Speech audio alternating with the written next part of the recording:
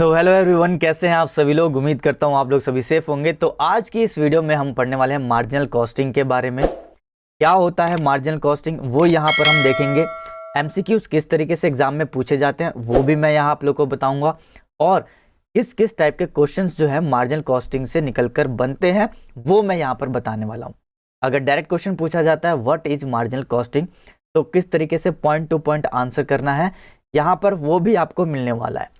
जैसे कि last video में मैंने आप लोगों को बताया एब्जॉर्प्शन कॉस्टिंग के बारे में, सेम वही तरीका मैं यहाँ पर लेकर आया हूँ और मार्जिनल कॉस्टिंग को पॉइंट टू पॉइंट हम हर एक चीज क्लियर करते हुए जाएंगे। तो गाइस बिना किसी देरी के स्टार्ट करते हैं। तो सबसे पहले देखिए मार्जिनल कॉस्टिंग की बात करता हूँ कि मार्जिनल कॉस्टिंग एक्चुअली में होता क्या है, क्या करते हैं हम marginal costing.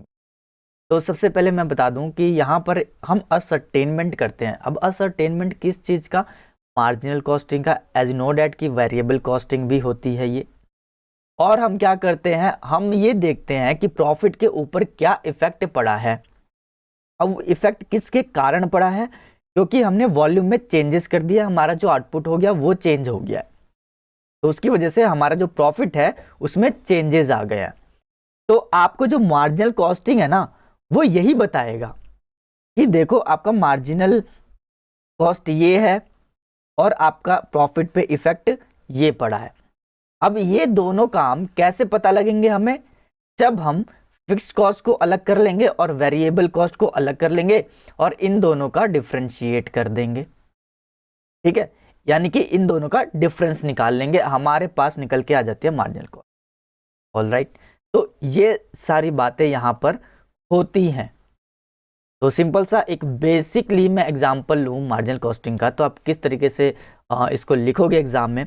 This is the process of ascertainment of marginal costing, effect on profit of change in volume और type of output by differentiating of fixed cost and variable cost.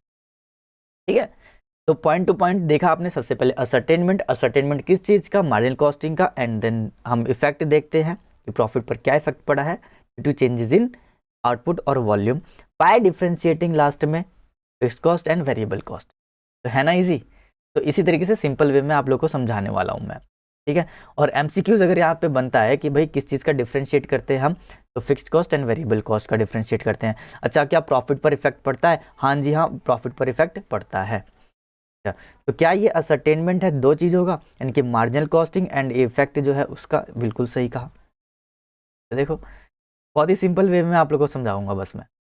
अब नेक्स्ट पॉइंट आता है कि marginal costing के ना others name भी हैं। वो क्या क्या है, ये नेम आपको बहुत ही जानना जरूरी है, क्योंकि यहाँ पर देखो मैं आप लोगों को बता दूं कि जो मार्जिनल कॉस्टिंग है ना, आप लोग जब चैप्टर को ओपन करोगे तो इन सभी नाम से लिखा हुआ आएगा, like incremental cost, like contributory cost, like comparative cost. तो अगर इस नाम से क्वेश्चन आते हैं एग्जाम में तो आप कंफ्यूज मत होना, ये सारे नाम मार्जिनल कॉस्टिंग के ही हैं। ठीक है, सिनोनिम्स जो हैं ये सारे हैं इसके, मार्जिनल कॉस्टिंग के सिनोनिम्स कह सकते हो आप। ओके, और ये मोस्ट इंपॉर्टेंट है, ध्यान, क्योंकि एग्जाम में जो है डायरेक्टली पूछ देगा डिफरेंशियल कॉस्टिंग के थ्रू इसका सॉल्यूशन करो। ठीक है, तो कहीं आप ये कंफ्यूज मत हो जाना कि यार डिफरेंशियल कॉस्टिंग तो हमने पढ़ी नहीं है, तो ये होता क्या है। ठीक, तो ऐसा होता है, ये एक्सपीरियंस्ड है, मैं आप लोगों को बता रहा हूँ। बहुत से स्टूडेंट्स मुझे ऐसा डाउट लेकर आते हैं, पूछते हैं कि ये तो हमारे बुक में कहीं नहीं है, और होता ये है कि वो पढ़ के ही नहीं जाते। अब ये दिया कहाँ हुआ है आपकी मॉड्यूल में ही है, बस आपको क्या करना है, बहुत ही अच्छे तरीके से पढ़ना है। तो मैं ये जो आंसर्स हैं जो लिखे हुए हैं, ये मॉड्यूल की लैंग्वेज ही है, और ये मॉड्यूल से लेकर ही मैं आया हूँ, मॉड्यूल से बाहर कुछ भी नहीं है। ठीक है, तो ये सारे नाम आप लोग को याद कर लेने। ठीक है, नेक्स्ट पॉइंट बढ़ते हैं आगे। इट इज प्रोसेस, ये एक प्रोसेस होता है। देखो अब किस चीज का प्रोसेस होता है, जहां पर ना कॉस्ट आर क्लासिफाइड कर दी जाती है। कॉस्ट को क्लासिफाइड करते हैं दो भागों में, एक तो fixed cost and variable cost, जैसा कि हमने ऊपर पढ़ा अभी। अब ये हेल्प करते हैं किसको, मैनेजरियल डिसीजन टेकन, यानी कि कोई भी डिसीजन लेना होगा, यानी कि हमें जो है इस साल हमारा जो प्रॉफिट है वो 100% हमने अचीव कर लिया, and we want to achieve 110% in the next year. यानी कि 100% तो ऑलरेडी है ही, हम और कितना अचीव करना चाहते हैं, 10% अचीव करना चाहते हैं।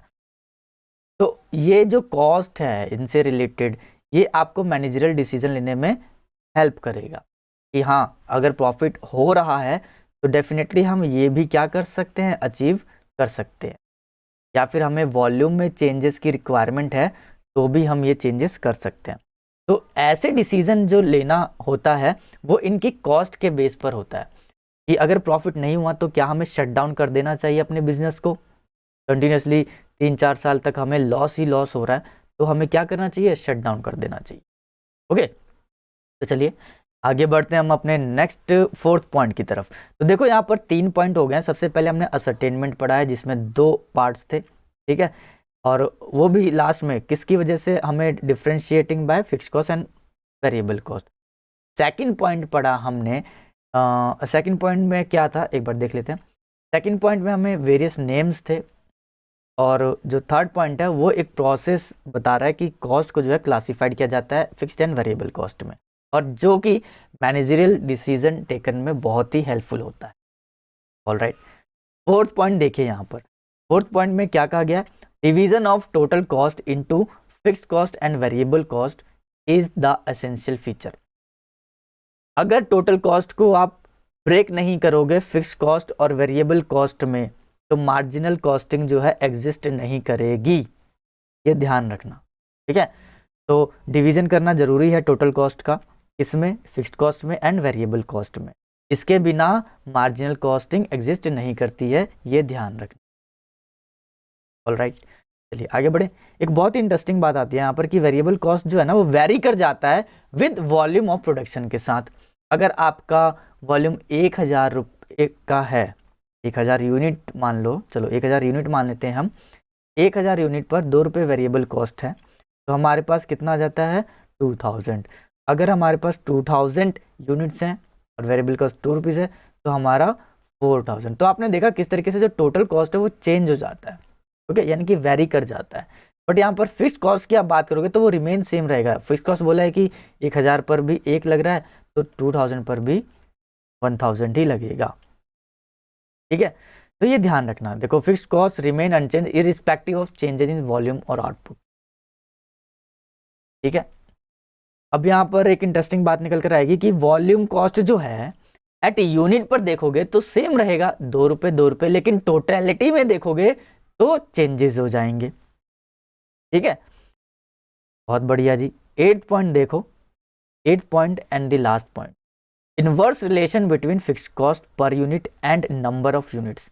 देखो फिक्स्ड कॉस्ट जो है उसमें इनवर्स रिलेशन है, यहां से फिलअप्स बन जाता है 1 मार्क्स का, कि इन रिलेशन जो है between fixed cost per unit and number of unit का कैसा होता है, इनवर्स रिलेशन। या फिर डायरेक्टली ये पूछ दिया जाएगा ट्रू फॉल्स में, ट्रू और फॉल्स, तो आप क्या लिखोगे, ट्रू। तो इस तरीके से क्वेश्चन पूछे जाते हैं। अब मैं आप लोग को एक छोटा सा क्विक रिवीजन दे देता हूं कि देखो सबसे पहले हमने क्या पढ़ा, हमने पढ़ा कि असरटेनमेंट ऑफ कॉस्ट होता है कौन किसका, मार्जिनल कॉस्टिंग का, ठीक है, और जो इफेक्ट होते हैं प्रॉफिट पर वो ड्यू टू वॉल्यूम चेंजेस के कारण, फिर उस by differentiating fixed cost and variable cost, ठीक। उसके बाद नेक्स्ट पॉइंट में हमने मार्जिन कॉस्टिंग के वेरियस नेम पढ़े हैं, ऑलराइट।